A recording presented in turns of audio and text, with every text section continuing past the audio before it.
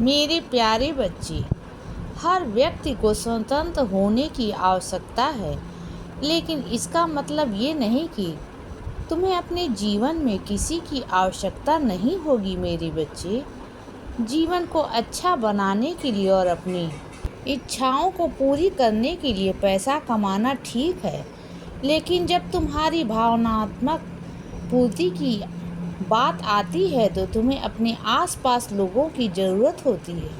इसीलिए मजबूत दोस्त बनाओ, परिवार के साथ प्यार भरे रिश्ते बनाओ बच्चे, और हमेशा साथ रहो, क्योंकि पैसा तुम्हें दवाई या बड़े घर खरीदने में मदद करेगा, लेकिन आपातकाल के दौरान केवल पैसा ही पर्याप्त नहीं है बच्चे। तुम्हारे आसपास के लोगों का साथ और उनके होने का एहसास भी तुम्हें मजबूत बनाता है। तुम स्वतंत्र हो जाओगे तो तुम घर खरीद सकते हो, लेकिन तुम उस घर में अकेले रहने से तुम्हें मानसिक शांति नहीं मिलेगी, क्योंकि परिवार के साथ रहने से ही तुम्हें असली खुशी और मानसिक शांति मिलेगी बच्चे।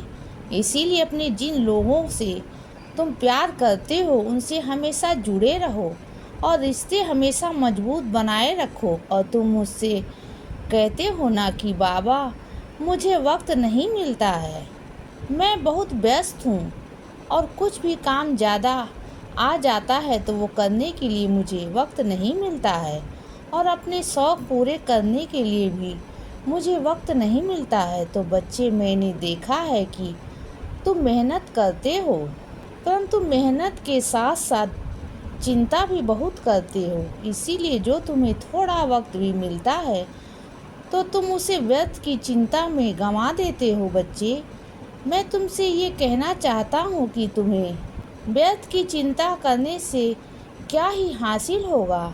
इसीलिए चिंता करना बंद करो बच्चे, और जो थोड़ा समय मिलता है उसे अपने शौक़ पूरे करने में या फिर जो तुम्हारे मन को अच्छा लगे वह करने में लगा दो, तो तुम्हें जीवन जीने का आनंद आएगा। और जब तक तुम अपने लिए थोड़ा समय नहीं निकाल लोगे तब तक तुम जीवन में आगे कैसे बढ़ोगे, और तुमने मन में खुशी और संतुष्टि नहीं होगी। इसीलिए बच्चे, मेरी बात मानो और व्यर्थ की चिंता करना बंद करो और अपने समय का सदुपयोग करो। खुद के लिए समय निकालो और खुश रहो। मेरा बहुत आशीर्वाद है तुम्हारे साथ। मैं तुम्हारे जीवन में सब कुछ संभाल रहा हूँ और आगे भी संभाल लूँगा। इसीलिए निश्चिंत रहो बच्चे, और जब भी तुम्हें ये लगे कि कहाँ जाऊँ और क्या करूँ, सब दरवाजे बंद नज़र आए, तो बस विश्वास रखो और उम्मीद रखो, और अपने मन में उम्मीद का एक दीपक जलाओ और अपने मन में ये विश्वास रखो कि मेरे बाबा ही हैं जो मेरे जीवन के बंद दरवाजे खोलेंगे। मेरे बच्चे, यही दो बातें हैं जिनके सहारे तुम जीती हुई बाजी जीत सकते हो, और तुम अपने घर में ऊदी रखते हो तो विश्वास भी करते हो पर उसका उपयोग नहीं करते हो। तो बच्चे, मेरी ऊदी का रोज़ टीका किया करो और उसका जल कम से कम दिन में एक बार पिया करो।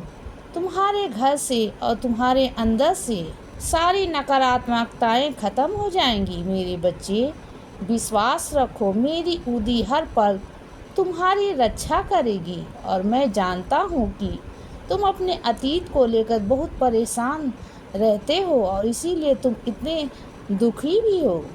लेकिन बच्चे, जब तुम अपने अतीत को अपने आज में, अपने वर्तमान में आगे बढ़ते रहोगे तो तब तक तुम दुखी ही रहोगे। इसीलिए इस बात को समझ लो।